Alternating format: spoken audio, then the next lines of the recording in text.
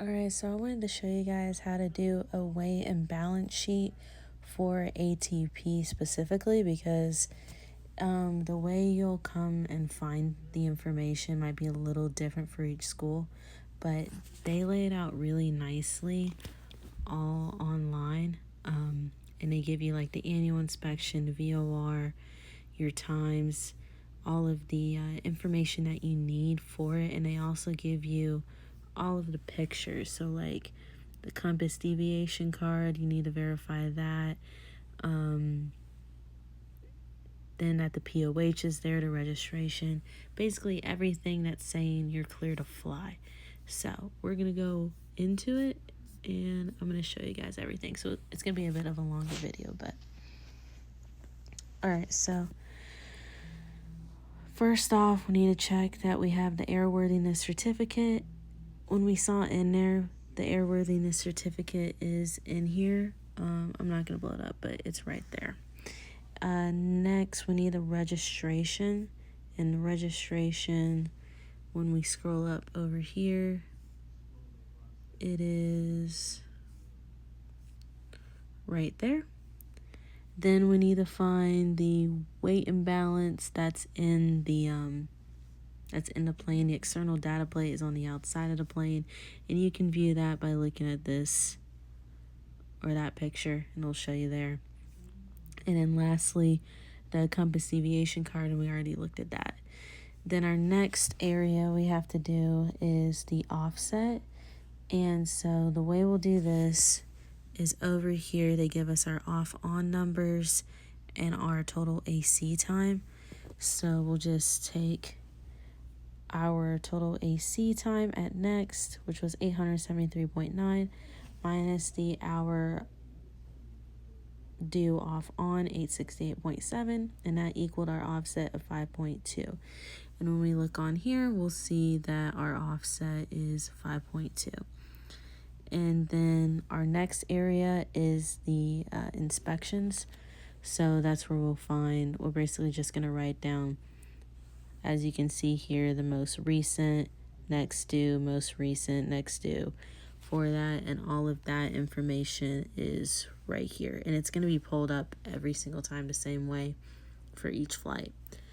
Then for this 100-hour due, it's just basically making sure that all the numbers match when you do the calculations. And all of these are entered the same way. You just take the numbers exactly from here and you get the hours left to 100.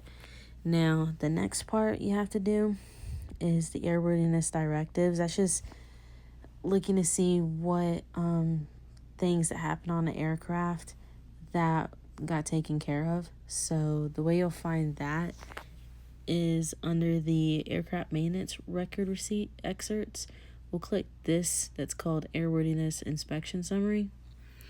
And then here we'll just go through the documents until we find one that shows airworthiness directives. And so here we got one.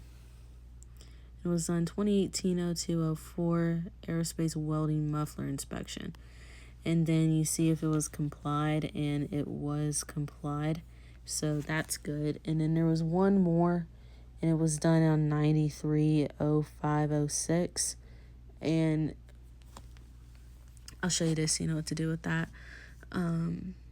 Okay, so for here, if it's not complied, it says next compliance is 2000. So you go over here, you'll write, I actually need to update this. You'll write 2000, and then the offset was 5.2. So then it would be 1994.8. That would be it. Then here we have the Form 337s. That's just listing anything that's inoperative. We don't have anything because they keep everything up to date. But one thing that's always going to be inoperative in our aircraft is the autopilot. So just write autopilot disabled. And that's how you do the first set. Now, this is where it gets a little more tricky. But once you have all the numbers pretty much set, all the airplanes, they're all the same relatively with the weight. They have like either one set or two sets that are different. So for here, for this plane, we'll go back up here and I'll show you where you get the two information from.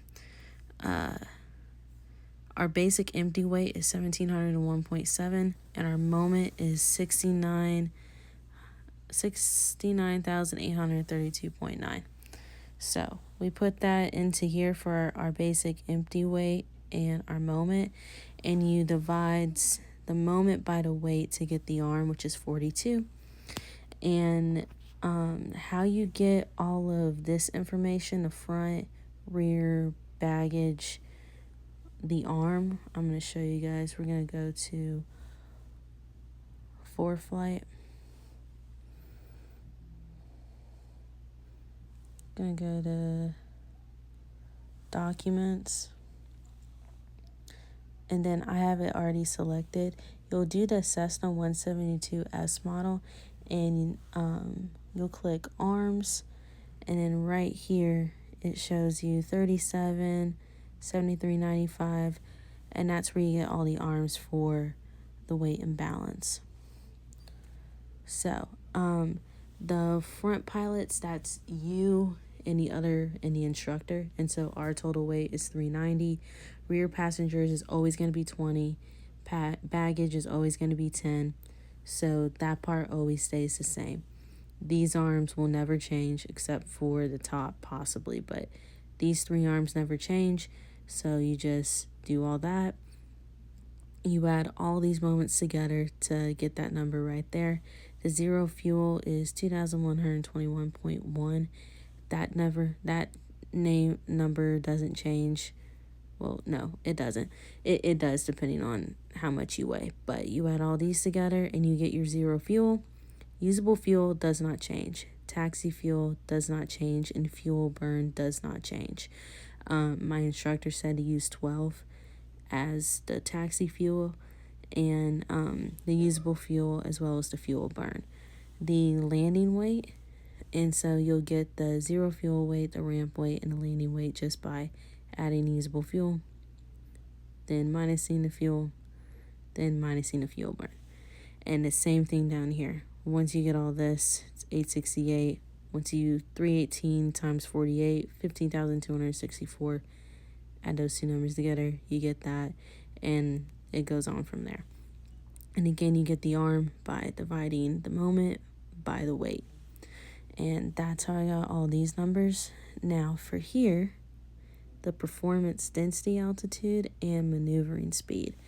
The way you'll get this first part, you have to find the pressure altitude. So this is the formula.